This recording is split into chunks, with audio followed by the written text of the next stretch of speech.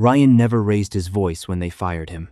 He signed the papers, shook hands he wanted to crush, and walked out of the building carrying a single cardboard box and 3 years of institutional memory no one thought to ask him to return. His former partner, Greg, had smiled during the whole meeting. That was the part Ryan couldn't forget. Not the betrayal itself, but the smile. Practiced. Almost kind. Ryan drove home, made coffee, and opened a blank document on his laptop.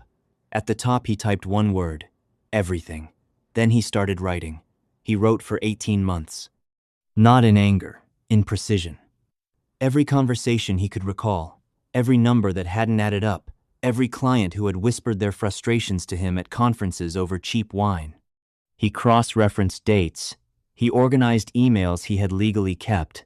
He built a document so thorough it looked less like a grievance and more like a case file, because that's exactly what it was. He never contacted Greg, never posted anything online, never told mutual friends what had happened.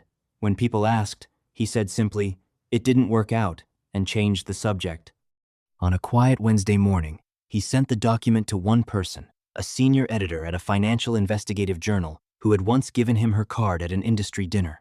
He had kept it in his wallet for 2 years without knowing why. She called him back in 4 hours.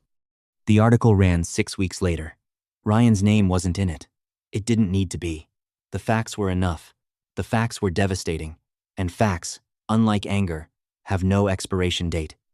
Ryan read the piece over his morning coffee. It was thorough, accurate. He had no notes. He closed the tab, opened his laptop, and got back to work on the company he had been quietly building for the past year. He never once thought about Greg again. That was the coldest part.